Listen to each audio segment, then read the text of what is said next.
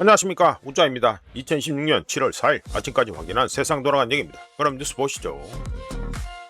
네, 이재명 7일부터 11일까지 정상외교 나토 회의 참석 후 몽골 국빈 방문한다. 나토는 정말 주구장창 가네. 나토 계속 가면 러시아하고의 관계는 그냥 계속 쪽 내겠다는 소리하고 같습니다. 우짜는 계속해서 말씀드렸습니다. 빨갱이 철진한 빨갱이 타령하는 분들은 계실지 모르죠. 나이 드신 분들의 경우 아직도 그 러시아 하면 소련을 생각할 테니까 그러는데, 우자는 계속해서 말씀드렸습니다. 우리나라 멀리 갈 필요도 없습니다. 에너지 앞서 가지고 우리나라 한반도 문제, 우자 쪽으로는 미친 소리 듣더라도 한반도, 그러니까 우리 한국자 시즌 2 가능성이 있다고 계속 말씀드리고 있는데, 그거를 통제하기 위해서라도 러시아하고는 어떤 식으로든 계속해서 커넥션을 유지하고 이래야 됩니다. 그러니까 커넥션 유지하는 데는 뭐가 필요합니까? 우리나라 쪽에서 레버리지로 삼을 수 있는 걸 갖다가 만들어 가지고 써먹어야겠죠. 그런데 이거 나토를 계속 간다. 예, 나토 안 하겠다는 소리입니다. 참 걱정된다 진짜. 한국판 스타링크 다 뺏기네. 2045년 세계 시장 점유율 3%. 또 쉬어하고 있는 것 같은데. 6G. 5G도 제대로 못하고 내네. 6G. 통신 주권 행시. 주권이 타령 계속하고 찾아빠졌네. 주권 타령하려면 제대로 하든가. 아이고, 달 착륙 목표를 2030년? 대단한데. 보나 마나 무인이겠지. 나와서 이제 프레젠테이션 한 거야? 대한민국 산업을 이끄는, 넘어가고요. 간단하게 코멘트합니다. 영동이의 덕분에 미국에서 현재 위성사진 안 주고 있죠. 북한 관련 대북 정보 안 주고 있습니다. 그래서 지금 우리나라 국방부 뭐 하고 있습니까? 상업용 위성사진 사서 보고 있습니다. 약 팔고 자빠졌네. 넘어가고요. MK 메리츠 2억 2천 2억이란다. 2천억 갈등 끝에 홈플러스 회생 폐지. 예상대로 그래 됐네요. 예, 대량 실직 위기다. 교회생 절차 개시 1년 4개월 만에 파산 수순, 부진한 업황에 자금줄 막혔다. 1만 2천 명. 대규모 실직이 발생할 것 같은데, 이거 우짜가 벌써 한 몇 차례 말씀드린 것처럼 노조 파리 전문가인 더불어가 이 건을 어떻게 처리할는지 상당히 궁금합니다. 못 본 척 하겠지 뭐. 예, 넘어가고요. 장윤기 수사 경찰 리얼돌 DNA 보고서. 이것도 안 보냈다고? 잘하는데. 언론 취재한 후에 누락을 인지했다고? 누락하는 걸 인지했다고? 결과 통보 6주 지나서 검찰에 전달. 지금 재판 걸고 자빠졌는데 이제 준다고?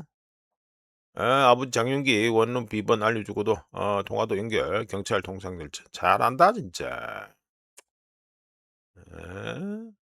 돈이 썩어 자빠져 가지고 리얼도 사 가지고 하고 있더니 또 여기서 DNA 검출됐는데 이거를 갖다가 검찰에 보내야 되는 걸 쓱 빼버리고 잘하고 자빠졌습니다. 자, 이러면 실무자 과실 웃긴 소리하고 자빠졌네. 그럼 지금 선관위 지금 보면은 데이터, 그러니까 선거 결과 데이터 입력하는 것도 한두 개 오류 난 게 아니지요. 한두 개, 그럼 수만 개 개표, 투표소 해가지고 했는 거, 그 결과를 받아가지고, 입력하는 거에서 사람이 실수로 숫자를 잘못 입력하는 건 한 몇 개, 손에 꼽을 정도로 몇 개 나오는 거는, 그거는 실수지요. 대량으로, 숫자가 제대로 안 들어간다는 거는요, 그건 실수를 넘어서는 수준이고요. 이거 뭡니까? 자료 전송 과정에서 발생한 실무자 과실. 아니, 관계자가 지가 아버지잖아. 예? 관련자가 지가 아버지인데, 예? 실무자 과실 있다고 소를 차고 잡았습니까? 간단하게 코멘트합니다. 이제 아는 사람 중에 경찰 하나 없으면 이제 골치 아플 것 같고요. 웃자는 계속 말씀드립니다.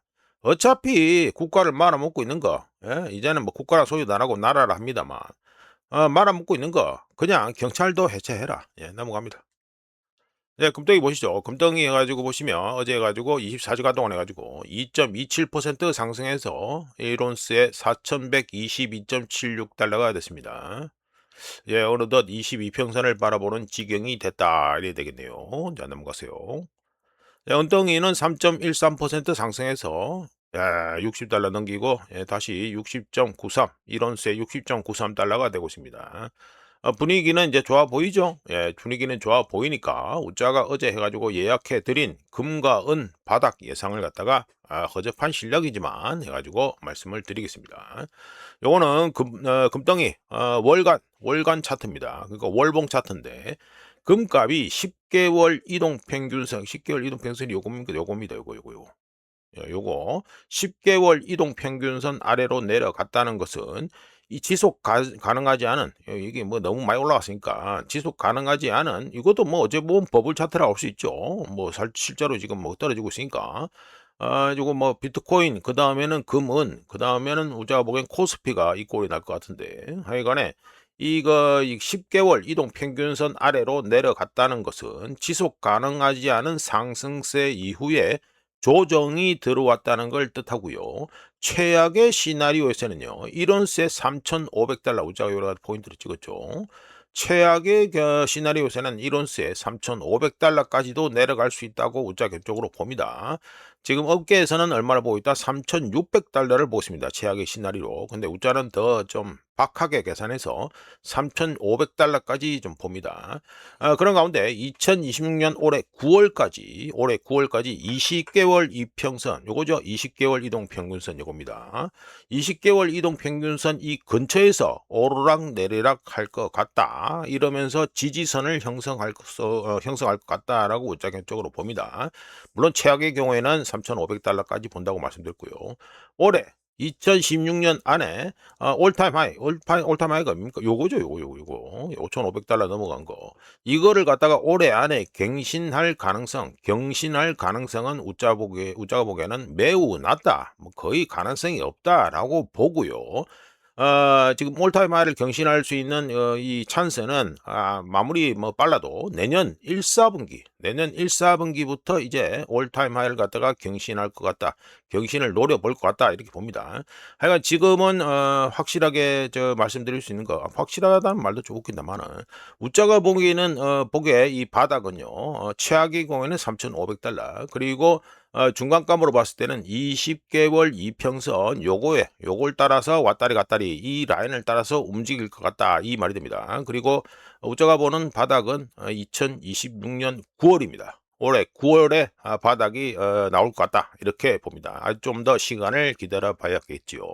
자 넘어가고 자 은덩이입니다. 은덩이도 말씀을 드리겠죠.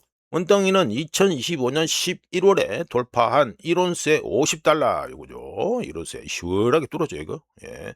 2025년 11월에 가지고 시원하게 돌파한 1온스에 $50 뭐 형광색 요거로 우짜가 라인을 끌어놨는데 이게 억수로 강력한 지지선으로 작용합니다. 이게 엄청나게 강력한 지지선입니다. 그 위에 $57 1온스에 $57 여기 안 그래도 한번 찔렀죠 여기서 57달러 참 이거는 주간 차트입니다. 이거는 주간 차트고요.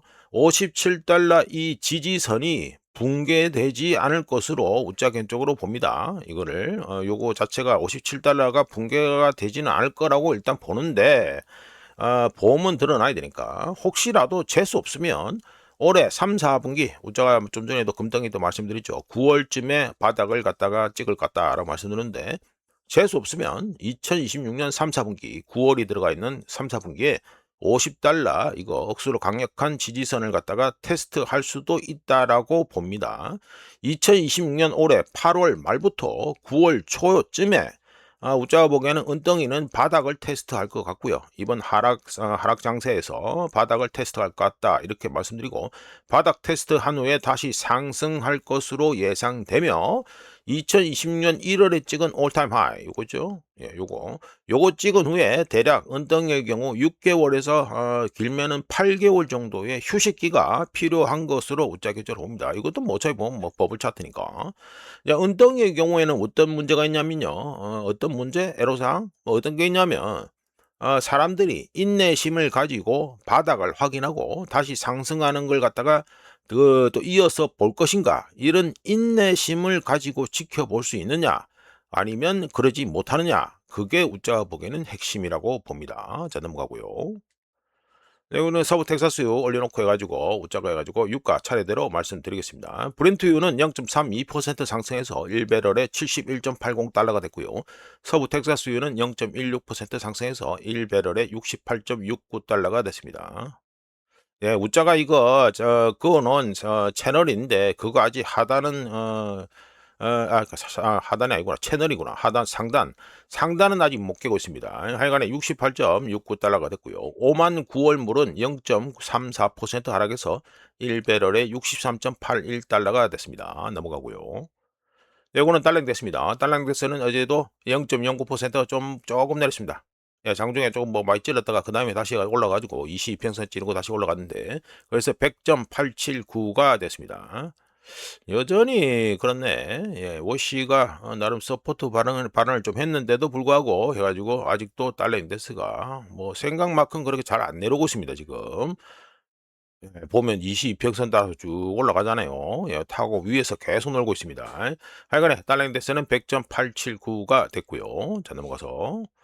참고로 미국은 지금 오늘이 독립기념일이죠. 250주년입니다. 자, 요거는 원화입니다. 원화 보시면 해가지고, 어이구야, 0.70%또 해가지고 억수로 좋아졌죠. 그래서 1달러에 1527.53원. 요래 되는데, 좀 줄이자. 예, 요래 되는데, 웃자가 이 화살표 표시했죠? 예, 갑자기 떡락이 나옵니다. 앞까지 떡락이 좋죠. 뭐야, 얼마 되냐? 1544원에서 1520원 밑으로 이쪽으로 1220원까지가 떨어지죠. 야, 이렇게 급락이 막 나와버립니다. 무려 20원 이상 해가지고 급락이 나와버렸다. 어제 시장 전체를 보면 대략 한 30원 가까이 해가지고 이 차트 기준은 30원 가까이 해가지고 급락이 나온 거야 됩니다. 근데 무슨 일로 이런 급락이 나왔는지 궁금하겠죠. 예, 관련해서 좀 얘기를 하려는데 다행히도 서울신문에서 이런 기사를 냈더라고요. 그래서 시간을 아낄 수 있게 됐습니다. 자, 환율 30% 급락 뒤엔 하이닉스 선물환 매도가 있었다. 당국도 출회 가능성 인정. 그렇지요. 예, SK 하이닉스의 미국 예타증서 발행 대금 유입과 선물환 매도 가능성이 3일 원달러 환율 급락의 주요 변수로 장착했다. 요것도 이름을 달러 원이라고 하는 게 원래 정확한 것 같은데 달러 기준으로 우리나라 원화 환율이 나오니까 하여간 넘어가고 외환당국 고위 관계자는 이날 서울경제신문과의 통화에서 SK 하이닉스 관련 물량이 일부 나왔거나 시장에 선반영됐을 가능성이 있다 라면서 300억 가까운 자금이 한꺼번에 현물 시장에 나오지는 않겠지만 기업 입장에서는 자금 유입 전에 선물환을 나눠 매도할 가능성이 있다. 이날 환율 하락도 일부 물량 출회 또는 선반영 영향으로 볼 수 있다. 예, 요래 가지고 30.20원 내린 1525.60원으로 주간 거래를 마쳤다. 이게 되겠습니다. 차트에서 요렇게 된 거. 요게 무슨 이유냐? SK 돈이 들어와서 그래서 해 가지고 예, 그래 가지고 30원이 해 가지고 떨어졌다. 급락 나왔다. 이게 되겠습니다. 자, 넘어가고요. 자, 엔화 보시죠. 엔화는 내가지고 0.16% 싸져가지고 1달러에 161. 자꾸 헷갈리네. 161.38엔이 됐습니다. 예, 우리나라 매가지고 SK 뭐 돈 들어왔다 할 때 그때 좀 내려갔다가 다시 쭉 올라가 버렸죠. 아주 안정적으로 올라가네. 160.696엔까지 갔다가 다시 해가지고 161.38엔이 됐습니다. 자, 넘어가고요. 자, 요거는 K 증시 갖고 노는 레버리지 ETF다 해가지고 또 말씀드립니다. CSOP SK 하이닉스 데일리 2배짜리 2배 레버리지짜리 이거 ETF죠. 요거 해가지고 운용 자금 운용 자금 이렇게 됩니다. 여기는 나머지는 뭐 마이크론, 엔비디아, 샌디스크, 테슬라 뭐 이렇게 돼 있죠. 여기 2배짜리 해가지고 ETF 이런 물건들이 지금 100억 달러도 못 가는데 여기는 100억 달러를 넘겼다 이 소리가 되겠죠. 자, 말씀드리보면 CSOP SK 하이닉스 하루짜리 데일리 2배짜리 레버리지 ETF가 출시 9개월 만에 꼴랑 9개월입니다. 9개월 만에 운용자산 규모가 130억 달러 물론 그 전에는 더 많았습니다만 지금 뭐 주식 해가지고 폭락하고 그러니까 요렇게 줄어든 거예요. 130억 달러에 달하면서 단일 종목 레버리지 상품으로는 세계 최대 규모를 여전히 자랑하고 있습니다. 이에 반해서 이거 보시면 뭐 마이크론, 엔비디아, 샌디스크, 테슬라 이 2배짜리 ETF를 추종 그러니까 이거 마이크론, 엔비디아, 샌디스크, 테슬라를 추종하는 2배짜리 ETF들의 총 운용 자산은 아무리 잘 나간다 하더라도 100억 달러가 안 됩니다. 예, 대단하죠. 예, 그러니까 엄청나게 대단한 겁니다. 그나마 규모가 줄어서 130억 달러 규모가 된 CSOP SK 하이닉스 레버리지 2배짜리 ETF는 올해 2026년에 SK 하이닉스 주식의 하루 평균 거래량의 2배에 달하는 규모가 되는 건데, 레버리지 ETF가 만들어진 다른 주요 주식들 중에서도 가장 큰 격차를 보여주고 있습니다.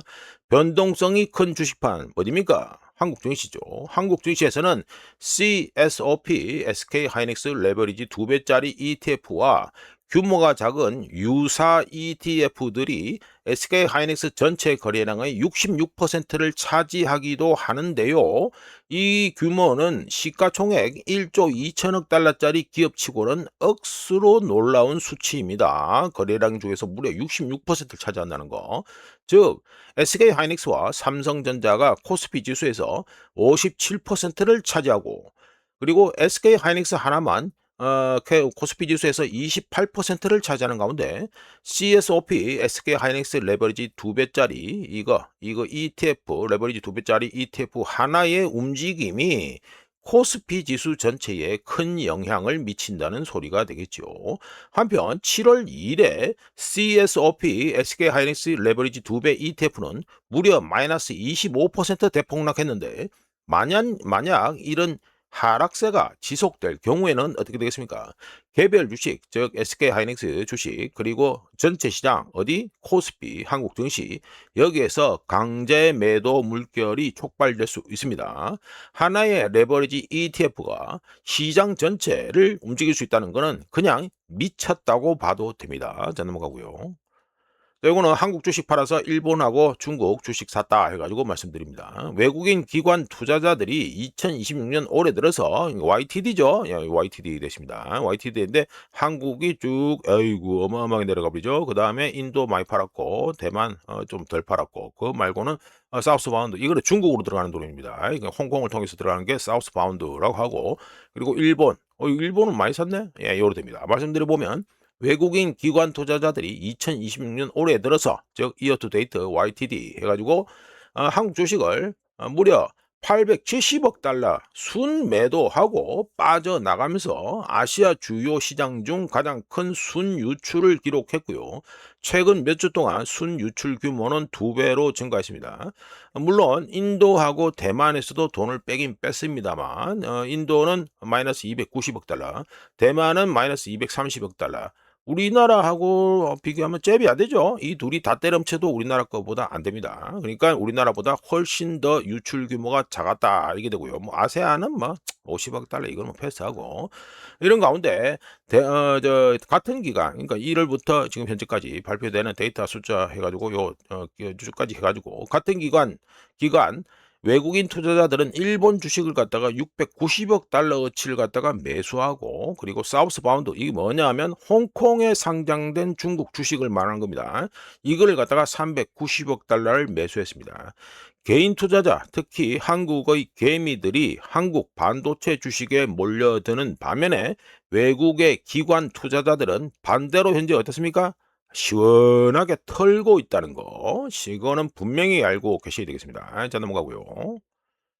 이거는 일본 국채 팔고 나가는 외국인이다 해가지고 또 말씀드리죠. 외국인 투자자들이 2026년 6월 한 달 동안 일본 국채를 3조 1200억 엔 달러로 192억 달러 매도하면서 2023년 1월 이후 월간 기준 최대 순유출을 기록했습니다. 쭉 올라가면 2023년 1월 세계 3위 국채 시장이 어디입니까? 일본 국채 시장이죠. 여기는 엔화 약세, 그리고 일본 중앙은행의 국채 매입 축소, 그러니까 밸런스 시트를 축소하는 거죠. 그리고 정부의 지출 계획에 따른 우려 증가에도 불구하고 전반적으로 큰 변동 없이 유지되었는데요. 그런데 이런 일이 발생했습니다. 이렇게 외국인들이 아예 대놓고 가지고 던지고 나가버렸다. 대규모, 이 이유를 갖다가 하나 찾아보면 뭐 여러 가지인데, 일단은 대규모 만기 상환, 국채 만기일이 다가오면서 압박을 더했을 것으로 추정이 되는데, 참고로 2026년 6월에 22조 1천억 엔 달러로 1370억 달러 어치에 달하는 국채가 만기로 돌아오면서 일본 정부는 외국인 수요 약세, 외국인 팔고 나갔으니까 이거 수요 약세와 동시에 해당 금액, 즉 빚을 갖다가 재융자 리파이낸싱 했어야 했습니다. 일본 국채를 보유하는데 더 높은 보상, 뭡니까? 뭐 업계 용어로는 수익률, 간단하게 말씀드리면 더 이자, 더 비싼 이자, 이거를 요구하는 외국인 투자자들의 행동은 실제로 위험도가 높아진 환경에 대한 합리적인 반응으로서 거의 위험이 없고 변동성이 낮은 자산으로 여겨졌던 일본 국채의 시대가 이제는 확실하게 끝났다는 걸 갖다가 보여주는 증거라고 할 수 있습니다. 과거 세계 최대 규모이자 가장 신뢰받는 채권 시장 중 하나였던 일본 국채 시장이 이제는 위험한 도박장처럼 여겨지고 있습니다. 상당히 중요한 얘기가 되겠죠. 예, 넘어가고요. 다 저런 게 하나하나 다 붙어지면은 다 엔캐리 트레이드 청산 터지고 뭐 이래야 되는 겁니다. 자, 요거는 간단하게 뭐 우자가 뭐 소제목은 국가별 GDP 대비 시가총액이다 하는데 이게 뭐 유명한 이름으로 바꾸면 뭐가 됩니까? 버핏 지수죠. 버핏 지수. 예, 버핏 지수를 갖다가 미국, 대만, 일본, 한국, 중국 해가지고 우리가 초이스 5개 국가를 초이스해서 매크로 미디어, 매크로 마이크로의 도움을 받아서 우리가 차트를 해가지고 소개를 해드립니다. 총 시가 대비 GDP 비율은 경제 성장률 대비 주식시장 가치를 측정하는 지표인데요. 총 시가총액 대비 GDP 비율이 높을수록 주식시장이 어떻습니까? 주식시장이 경제 성장률보다 더 빠르게 상승 또는 성장하고 있음을 보여주고 이 비율의 경우 흔히 뭐라고 얘기합니까? 워렌 버핏이 주식판의 전반적인 가치를 측정하는데 유용한 도구라고 언급하면서 이른바 버핏 지표라고도 불리고 있습니다. 이게 총 시가총액 대비 GDP 비율이요. 근데 이제 살펴보시면 대만 주식판의 경우 총 시가총액 대비 GDP 비율이 얼마습니까?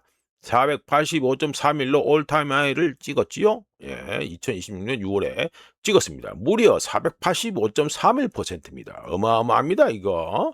이러면서 올타임 하이를 찍었고요. 그리고 2022년 이후에만 3배 가까이 증폭했습니다. 폭증했습니다. 2000년 닷컴 버블 쭉 올라가면 여기 있죠. 2000년 닷컴 버블 당시 피크가 얼마였다? 대만께 143.84%였습니다. 자, 이어서 한국은 어떻습니까? 총 시가총액 대비 GDP 비율은 241.43%로 해가지고 6월 달에 해가지고 올타임 하이를 찍었습니다. 예, 찍었고 2026년 7월, 지금 현재 7월에는 어떻습니까? 이제 폭락 터지니까 222.55%를 가지고 좀 낮아졌고요. 쭉 해가지고 이것도 2022년 이후에 가지고 우리나라 것만 해도 3배 이상 폭증한 겁니다. 쭉 올라가서 우리나라 한국 저 닷컴 버블 이 당시 피크가 얼마였다? 43%였습니다. 이렇게 됐고요. 어마어마합니다, 지금 이 버핏 지표가. 그리고 미국 걸 보시죠. 미국의 총 시가 대비 시가총액 대비 GDP 비율은 236%, 미국 236%, 7월 데이터는 아직 안 나왔고요. 236.28%로 올타임 하이를 현재 기록하고 있는 중이고 2022년 이후에 2배 가까이 증가했습니다. 그리고 2000년 닷컴 버블 당시 이 피크가 얼마였다 해가지고 말씀드리면 142점. 요거는 좀 낮은 거고요. 이거는 피크가 아니고 이때 피크가 142.93%였습니다. 미국이 뭐 거품이 많다 어쩌고저쩌고 하는데 보면은 이게 뭐 어마어마하잖아요. 우리나라도 넘어섰고 미국 거를 갖다가 대만은 뭐 완전히 안드로메다 수준이고 그 미국만 욕할 게 아니다. 이것만 알고 계시면 됩니다. 그리고 잃어버린 30년 뭐 얘기만 하면 무조건 30년을 갖다가 빈 공간을 찾아야 되는 일본의 경우 어떻습니까? 해가지고 보시면 요거 6월 달에는 195.52%, 7월 달에는 더 올라가지고 197.62% 해가지고 잘 올라가고 있죠. 예, 잘 올라가고 있습니다. 지금 이렇게 잘 올라가고 있고 그리고 2022년 이후에 일본 총 시가총액 대비 GDP 비율은 2022년 이후에 2배 가까이 증가를 못했습니다. 예, 증가를 못했고 2000년 닷컴 버블 이 녹색이죠. 예, 녹색 요겁니다. 됩니다. 하여튼 일본은 뭐만 하면 30년은 무조건 까바쓰고 얘기를 해야 됩니다. 2000년 닷컴버블 당시에 가지고 피크는 얼마였다? 88. 요거는 그나마 좀 낮은 건데 그때 피크가 88.57%였습니다. 자, 중국 거 보시죠. 중국 거는 이때는 2000년 닷컴버블 때는 중국 뭐 시가총액과 나발이 그거는 볼 필요 없었고 중국의 총 시가총액 대비 GDP 비율은 2007년 12월입니다. 예? 이거 뭐 어디 이쪽에는 얘기가 없네? 어디 보면 못했습니까? 요거죠. 요거. 예, 뭐 분홍색이라 해야 되나? 요거 튀는 거 요거. 요게 중국의 총 시가총액 대비 GDP 비율이 피크를 찍었을 때입니다. 2007년 12월인데요. 이때 106.56%를 찍은 후에 여전히 아직도 본전 회복을 못하고 있는 중이라는 거. 예, 중국 거는 요렇게 됩니다. 역사에 관심 있는 분들은 아시겠지만 이때 가지고 중국에서 가지고 경기 부양책 쓰고 이 쇼가 났다가 아이고야 중국 당국에서 이 꼴 나가지고는 안 되겠다 싶어가지고 제대로 철퇴를 가했죠. 예, 그런 옛날 뒷 얘기도 있는데 이제 패스하고 벌써 25입니다. 자, 결론은 뭡니까? 이 법비 지표를 갖다가 보면서 반도체 이른바 반도체 국가들 여기 뭐 일본, 한국, 중국 패스하고 대만 뭐 이래 되죠. 이들 반도체 국가들의 총 시가총액 대비 GDP 비율이 지금처럼 높은 수준을 기록한 적이 없었고요. 물론 일본은 빼야 되겠습니다만. 예, 없었고 그냥 대표적으로 뭐 한국하고 대만이죠. 버피 지표에 따를 경우 지금 이거 억수로 걱정해야 되는 지경입니다. 정말 걱정해야 됩니다. 특히 어디입니까? 대만은 절단이고 우리나라도 지금 말할 것도 없고 우리나라가 미국보다 더 높아요. 222. 아직 요건 좀 낮아졌다마는 더 높아진다. 억수로 걱정해야 되는 지경이다. 이렇게 말씀드립니다. 넘어가고요. 그리고 중국이 티파, 중국 티파, 그러니까 뭐 이거 뭐 민간 뭐 독립 정유 업체들이라고 하죠. 일반적으로 중국의 티파, 중국 독립 정유 업체들이 호르무즈 해협을 통한 원유 수송량이 증가하면서 저렴해진 중동 원유를 적극적으로 현재 매입 중입니다. 관계자들에 따르면 항저우에 본사를 둔 룽성 석유화학, 이것도 우짜가 몇 차례 한번 소개해드린 것 같은데, 룽성 석유화학은 7월 인도본 사우디 원유를 갖다가 현물 계약으로 구매했고요. 그리고 싼둥성에 있는 참브로드 석유화학이라고 있는데 여기 역시 8월 인도본 이라크 바스라 원유를 구매했고요. 그리고 선홍 석유화학 그룹이라고 있는데 여기는 아랍에미리트의 어퍼 자쿰 원유를 갖다가 구매한 것으로 확인됐습니다. 미국 이란 간 MOU 사인과 미국의 이란산 원유 구매 허용 조치 이후 호르무즈 해협을 통한 원유 수송량이 증가하면서 아시아 정유업체들이 다시 중동산 원유 구매에 달려들고 있는 가운데 사우디 아람코와 아랍에미리트 ADNOC, 그러니까 아부다비 국영 석유회사죠. 여기는 판매량 증대를 위해 보다 유연한 구매 조건, 뭡니까? 할인을 한다 이거죠. 할인. 구매 조건을 갖다가 제시하고 있습니다. 익명을 요구한 트레이더들은 아람코, 사우디 아람코와 이라크가 판매한 원유 물량 중 대부분이 중국 인도본 기준으로 브렌트유 선물보다 1배럴에 최대 $5까지 할인된 가격으로 거래되었다고 익명의 트레이더들이 소식을 전했는데 요 할인된 가격으로 계산하면요. 장거리 운송 비용이 많이 드는 서아프리카와 브라질산 원유보다 중동산 원유가 이제 경쟁력이 더 좋습니다. 어떻게? 가격이 더 훨씬 저렴하다 그죠? 그리고 또 문제가 뭐 있냐 하면은 이란산 원유 가격과 비슷하거나 더 저렴할 수 있다고 익명 트레이더들이 첨언을 했습니다. 자, 이란산 원유를 팔아먹기가 비싸져서 이제 중국도 안 산다 이 소리가 되겠죠? 예, 이렇게 되고요. 자, 넘어가고. 우짜가 말씀드리죠. 중국이 이제 다시 원유 구매에 나서면 이제 유가가 어떻게 되는지 상당히 궁금하다고 이미 몇 차례 말씀드린 바 있습니다. 저건 또 중국의 레이팅 덕 서비스 PMI 데이터가 나왔으니까 말씀드리죠. 중국의 레이팅 덕 서비스 PMI는 5월에 54.4에서 6월에 54.1로 하락했지만 시장 예상치가 53.0이었기 때문에 상회했고요. 중국 국내 수요 덕분에 거의 3년 만에 서비스 활동이 세 번째로 크게 늘어났습니다. 신규 수출 주문은 2달 연속 증가하면서 2024년 10월 이후 가장 빠른 증가세를 보였고 중국의 고용, 물론 이거 레이팅 도구에서 나오는 그 데이터를 기반으로 한 얘기입니다. 고용도 2달 연속 증가해서 2024년 이후 처음으로 연속 증가를 기록했고요. 2024년 7월 이후 고용이 가장 빠른 증가세를 보였습니다. 투입 비용 인플레이션은 19개월 내 최고치였던 지난 5월 달에서 완화되었으며 생산 비용 인플레이션은 4개월 만에 처음으로 가속화되어서 2년 만에 최고 수준을 기록했습니다. 이어서 레이팅독의 종합 PMI는 5월에 54.0에서 6월에 53.6으로 하락했습니다. 자, 넘어가고요. 자, 요거는 이란전 125일차, 125일차 해가지고 요약을 또 말씀드리죠. 자, 먼저 이 가지고 케플러 데이터를 바탕으로 해서 블룸버그에서 만든 건데, 보면은 이란의 플로팅 오일, 그러니까 유조선이죠. 예, 유조선 해가지고 이게 그러니까 아시아 주요 구매자들이 참 안 사고 있다 이 소리가 됩니다. 안 사고 있다. 자, 말씀드리면 케플러 데이터에 따르면 2천만 배럴 이상의 이란산 원유가 최소 7일 동안 일주일 동안 아시아 해역에 정박해 있으면서 WOW 그러니까 전주 대비죠. 전주 대비 18% 현재 가지고 해상에 지금 짱박아 놓은 원유량이 증가했다 이렇게 나왔습니다. 해상에서 대기 중인 이란산 원유 중 90% 이상의 목적지가 불분명해서 유조선들은 이거 저 청박 정보에서 띄우죠. 어디 간다 뜨는데 유조선들이 이란산 원유를 실은 유조선들은 주문 대기 중 또는 다른 기항지로 싱가포르를 표시하고 있는데 이는 말라카 해협에서 선박간 환적을 할 가능성을 시사합니다. 케플러에 따르면 중국의 이란산 원유 수입량은 6월에 MOM 전월 대비해서 절반 이상 감소한 하루 평균 65만 4천 배럴로 추정된 가운데 하르딥 프리 인도 석유 장관은 6월 마지막 주 뉴델리에서 이란 석유 장관과 미팅을 가졌지만 이란산 원유 수입에 대한 확답은 하지 않았다고 하네요. 이란의 계산이 자꾸 어그러지고 앉아있다. 이거는 확인하셔야 되고 우자가 지금 이란이 좀 바보짓 하고 있다는 얘기를 갖다가 이제 그것도 지금 얘기하다 보니 생각난데 다음 주 월요일쯤에 또 말씀드리겠습니다.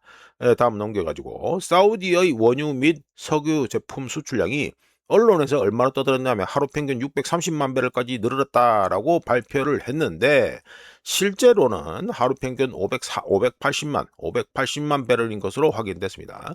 언론이 더 높은 수치, 더 많은 수치를 떠든 이유는 호르무즈 해협 폐쇄로 발이 묶여있던 물량이 현재 MOU 사인 후에 해가지고 그 물량이 빠져나가면서 그거를 갖다가 포함시켰기 때문에 그래가지고 하루 평균 580만 배를 갖다가 수출하는 건데 여기다가 추가를 해가지고 얼마냐 이거 하루 평균 50만 배럴이 더 추가가 됐죠. 그러니까 묶여있던 물량이 지금 발 묶여있던 게 지금 호르무즈 해협을 통해서 나가니까 그래서 좀 뻥튀기가 됐다 이 소리가 되겠습니다. 이제 넘어가고요. 자, 이거는 해가지고 아랍에미리트의 원유 및 콘덴세이트 수출량이 다시 회복됐다 이렇게 해가지고 말씀드립니다. 아랍에미리트의 원유 및 콘덴세이트 수출량이 6월에만 30% 급증해서 하루 평균 390만 배를 넘겨서 2017년 이후 최고 수준, 이 최고 수준에 근접했습니다. IEA 국제에너지기구는 아랍에미리트의 이 억수로 놀라운 이 회복력에 대해서 회복 현상에 대해서 위험 지역을 우회한 위험 지역이 어디입니까? 호르무즈 해협이죠. 여길 우회한 세 가지 요인 덕분이다라고 분석했는데 첫 번째, 호르무즈 해협을 완전히 우회하는 하루 평균 180만 배럴 용량의 하부시안 푸자이라 파이프라인 활용도가 증가했기 때문이다. 둘째, 푸자이라에 있는 4,200만 배럴 규모의 만두스 원유 저장 시설에서 수출을 바로 하기 때문이다. 셋째, 호르무즈 해협 남부 해안선을 따라서 ADNOC 그러니까 아부다비 국영석유회사의 선단 이 친구들이 유조선 선단을 돌리거든요. 선단을 이용한 원유 수송량 증가 때문이다 라고 해가지고 크게 세 가지 이유를 댔고요. 결론은 뭐가 되겠습니까? 이렇게 회복이 됐다는 거, 빠른 시일 내에 회복이 됐다는 거. 호르무즈 해협을 우회하는 인프라를 가지고 있기 때문이지요. 까놓고 말씀드려서 호르무즈 해협을 갖다가 우회하는 대체 파이프라인이 있기 때문이다. 여기 있죠? 이렇게 적어놨습니다. 이것 때문이다 봅니다. 그러면 또 비교를 위해서 쿠웨이트 얘기를 또 해봐야겠지요. 자, 쿠웨이트를 가지고 지도 유전 가지고 지도를 올려놓고 말씀드립니다. 쿠웨이트 원유 생산량이 30일 만에 하루 평균 58만 배럴에서 하루 평균 165만 배럴로 급증했습니다. 미국과 이란 MOU 전까지 쿠웨이트는 하루 평균 58만 배럴, 이거 지금 에어컨 돌리고 이런 가장 기본적인 생산량밖에 안 됩니다. 그러니까 지금 쓰는 것밖에 안 되는 거죠. 하루 평균 58만 배럴에서 생산을 거의 중단했고, 그리고 불가항력 선언까지 했죠. 이걸 갖다가 지금 MOU 전까지는 계속해서 불가항력 선언도 유지했는데, MOU 사인 이후에 하루 평균 165만 배럴까지 생산하고, 최근 10일 동안은 역대 최고치인 하루 평균 190만 배럴을 생산했습니다. 그리고 6월 18일에는 쿠웨이트가 불가항력 해제를 선언했고, 원유 입찰까지 재개했습니다. 다만 쿠웨이트 같이 이런 친구들, 이라크도 포함이고요. 이 친구들의 애로사항, 억수로 지리적으로 한정된, 억수로 걱정되는 문제가 뭡니까? 사우디하고 아랍에미리트와 달리 쿠웨이트는 원유 수송을 전적으로 호르무즈 해협에 의존하고 있다는 정말로 심각한 애로사항이 있다는 거, 이거는 분명히 체크하셔야겠죠. 전문가고요. 예, 화면에 초대형 장례식 2천만 움지 뭐 이래 되는데, 뭐 관계자들 다 모이는 모이네. 뭐 이렇게 한다고 화면에 장례식이 억수로 늦게 벌어지니까 뭐 늘 벌어진 데 가지고 소개를 해드리고, 그쪽에서 관련해서 MOU, 이란하고 미국하고 이란 MOU가 사인한 지도 이제 14일이 됐습니다. 무려 보름이 다 돼갑니다. 그러니까 중간 평가를 좀 해보겠습니다. 이란에 대한 석유 제재 완화가 시행되었고, 석유 판매 대금 중 일부가 이란 중앙은행에 송금이 되긴 됐습니다. 자, 두 번째, 이란 선박들은 해상 봉쇄망을 갖다 통과하고 있고요. 미국의 해상 봉쇄망. 그리고 세 번째, 동결된 이란 자금은 우짜도 이란한테 돌아갔다고 떠드는데 아직도 이란에 돌아가지 않고 있습니다. 그러니까 업데이트된 거 봐서는 돈이 아직 입금이 안 됐다 이게 되고요. 네 번째, 호르무즈 해협에 미국이 지원하는 오만 루트가 활성화되어 있습니다. 이거 이란 쪽에서 무조건 막아야 되는 건데 지금 현재 못 막고 있죠. 다섯 번째, 중동 지역으로 미군 병력과 장비가 증강 배치되고 있으며 USS 박서, 그러니까 상륙함입니다. 이것도 이란 쪽으로 파견됐습니다. 정파가 된 거죠. 그러니까. 그리고 여섯 번째, 레바논에서는 여전히 전투가 벌어지고 있습니다. 자, 일곱 번째, 미국 부통령 벤스는 약외각서의 목표를 전쟁 종식이 아니라 향후 발생할 일이면 우짜가 예상하는 전쟁이 되겠죠. 특정하면 우짜 견적으로 내년에 벌어질 것이라고 예상하는 3차전에 대비하는 것이라고 언급했습니다. 자, 여덟 번째, 걸프 협력회의, 그러니까 뭐 사우디아라비아에미리트 등등 이런 거죠. 이런 친구들은 이란 재건에 지불할 어떠한 투자, 돈도 안 내겠다, 돈 안 내겠다라고 해가지고 발표를 했습니다. 사인을 했는데 전혀 실속이 없습니다 지금. 예, 요거는 분명하시고, 우짜가 원료래 가지고 이란의 바보짓에 대해서 좀 말씀드리겠습니다. 자, 넘어가서 미국을 움직이는 건 천연가스다 이것도 말씀드리죠. 천연가스 소비가 요 보시면 가지고 요 허연색이 쭉 미친 듯이 올라가죠. 자, 천연가스 소비가, 미국의 천연가스 소비가 가파르게 증가해서 석유와 거의 비슷한 수준에 도달했고요. 석유의 경우에는 여전히 미국 내 최대 에너지 월이지만 소비량은 최근 몇 년 동안 정체된 상태를 보이고 있습니다. 석탄, 이거죠. 석탄 소비는 2000년대 초반 이후 크게 감소해서 현재는 낮은 수준을 보이고 있고요. 미 에너지 정보청 최신 리포트에 따르면 2025년 기준 천연가스는 미국 에너지 소비량의 36%를 갖다 차지하면서 석유가 37%인데 바짝 뒤쫓고 있습니다. 간단하게 요약해보면 뭐가 됐습니까? 2030년까지 석유를 제끼고 천연가스가 미국의 최대 에너지원이 될 것으로 예상된다. 충분히 예상된다. 이렇게 말씀드리겠습니다. 추세만 봐도 뭐 그리 충분히 예상되죠. 옛날 같고. 자, 요거는 PJM, 뭐 잊을만 하면 나오는 것도 PJM입니다. PJM에서 정전 방지용 비상조치를 강화했다 해가지고 말씀드립니다. 미국 최대 전력망 운영사인 PJM은 7월 4일에, 그러니까 미국 시간 7월 4일입니다. 7월 4일에 발전기 고장, 송전선로의 심각한 과부하, 장기간 지속된 폭염으로 인한 에어컨 사용량 급증 등으로 전력 소비가 급증함에 따라 관할 지역 전역에 걸쳐 전력 소비를 줄이도록 하는 연방정부 경보를 발령했습니다.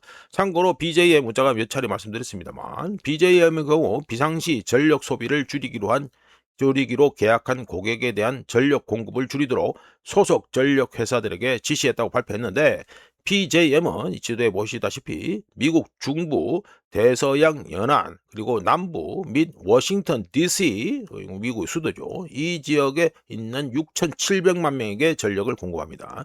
PJM의 관할 지역인 버지니아 여기죠. 버지니아. 그것도 북부 여기가 어떻습니까? 세계 최대 데이터 센터 밀집 지역인데 버지니아주 북부에 있는 전력 도매 현물 가격은 7월 첫째 주에 1메가와트시에 $2,000를 넘었고요. 평소에 버지니아 북부 요쪽에 현물 전력 가격을 마다 1메가와트에 $40였습니다. 자, 넘어가고요.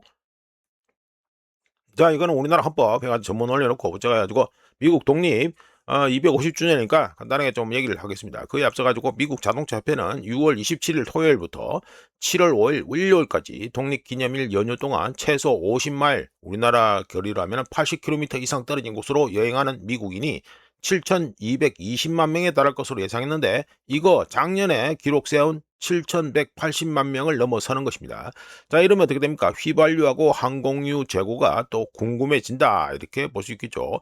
자, 이런 가운데 우리나라 헌법 전문을 보시면 유구한 역사와 전통에 빛나는 우리나라 대한민국은 3.1 운동으로 건립된 대한민국 임시정부의 법통과 불의의 한거에 4.19 민주 이념을 계승하고 조국의 민주개혁과 평화적 통일의 사명에 입각하여 정의, 인도, 동포회로서 민족의 단계를 공고히 하고 모든 사회적 폐석과 불의를 타파하며 자율과 조화를 바탕으로 자유민주적 기본 질서를 더욱 확고히 하여 정치, 경제, 사회, 문화의 모든 영역에 있어서 각인의 기회를 균등히 하고 능력을 최대로 발휘하게 하며 자유와 권리에 따르는 책임과 의무를 완수하게 하며, 우자개쪽 이 표현은 별로 안 좋아합니다. 그리고 안으로는 국민 생활의 균등한 향상을 기하고 밖으로는 항구적인 세계 평화와 인류 공영에 이바지함으로써 우리들과 우리들의 자손의 안전과 자유와 행복을 영원히 확보할 것으로 다짐하면서 1948년 7월 12일에 제정되고 8차에 걸쳐 개정된 헌법을 8차 개정이 뭡니까? 87체제죠. 국회 의결을 거쳐서 국민투표에 의해 개정했다, 이게 되죠. 여기 우리나라 헌법 전문입니다. 그런데 유구한 역사를 얘기하고 있지만 전문은 좀 상당히 좀 빈약하다라고 우자견적으로 보고요. 자, 요건 해가지고 미국의 지금 1976년 7월 4일 미 의회에서 선언되었던 미국 독립선언문인데 물론 억수로 깁니다. 너무 깁니다. 너무 길기 때문에 우자가 인상적인 서두 부분만 해가지고 소개를 해야 되겠습니다. 왜 소개합니까? 우자가 요즘 계속 말씀드리잖아요. 무슨 공산주의냐 해가지고 계속 말씀드렸죠. 예, 우리나라 헌법 전문하고 비교를 한번 해보시면 됩니다. 말씀드리죠. 13개 통일된 주가 만장일치로 선언하길 인간사에서 어떤 한 민족이 다른 민족과 이어주는 정치적 연결을 끊고 지구상의 다른 세력들 사이에서 자연법과 자연의 신이 인정하는 독립적이고 평등한 지위를 차지해야 할 때 사람들의 의견을 존중하는 예의상 그들이 왜 분리, 독립하려는지 이유를 밝혀야 한다. 자, 이유를 밝히고 있습니다. 우리는 다음과 같은 진리를 자명한 것으로 여긴다. 모든 사람은 평등하게 창조되었으며 창조주로부터 양도할 수 없는 몇 가지 권리를 부여받았는데 이 친구들은 부여받았다 하고 있죠. 우리나라는 어떻습니까? 의무 뭐 어쩌고 저쩌고 소리하고 있는데 여기는 아예 신으로부터 권리를 부여받았다 얘기합니다. 그 권리에는 생명, 자유, 그리고 행복 추구가 포함된다. 이런 권리를 보장하기 위해 정부가 수립되었으며 그 정당한 권력은 통치받는 자들의 동의에서 비롯된다. 어떤 형태의 정부라도 이러한 목적을 파괴하게 될 때에는 국민은 그 정부를 바꾸거나 폐지하고 국민의 안전과 행복을 가장 효과적으로 실현할 수 있는 원칙에 기초를 두고 권력을 조직하는 새로운 정부를 수립할 권리가 국민에게 있다. 실제로 오랜 기간 확립된 정부는 사소하고 일시적인 이유로 바뀌어서는 안 된다는 것이 신중한 판단이다. 또한 모든 경험은 인류가 익숙한 형태를 폐지하여 스스로 권리를 되찾기보다는 감내할 수 있는 악폐가 있는 한 고통을 감수하는 경향이 더 크다는 것을 보여준다. 하지만 오랜 기간 동안 자행된 학대와 횡포가 변함없이 동일한 목적을 추구하며 이들을 절대적인 전제 정치 아래로 몰아넣으려는 의도를 드러낼 때 그러한 정부를 타도하고 미래의 안전을 위한 새로운 보호장치를 마련한 것은 그들 국민들의 권리이자 의무이다. 다르죠? 예, 미국은 다르게 얘기합니다. 이것이 바로 이 식민지들이 인내해 온 것이며 이제는 이전의 통치 체제를 바꿀 수밖에 없는 필연성이다라고 얘기합니다. 우리나라는 의무와 이거부터 얘기하고 앉아 있는데 이 친구들은 자유 이런 걸 갖다가 이걸 갖다 바로 권리이자 의무다 해가지고 얘기를 하고 있습니다. 좀 다르죠? 얘기한 게 다릅니다. 자, 이렇게 해서 2026년 7월 4일 아침까지 확인한 세상 돌아가는 얘기입니다. 구독, 좋아요 그리고 회원가입 감사합니다. 다음 주 월요일에 찾아뵙겠습니다.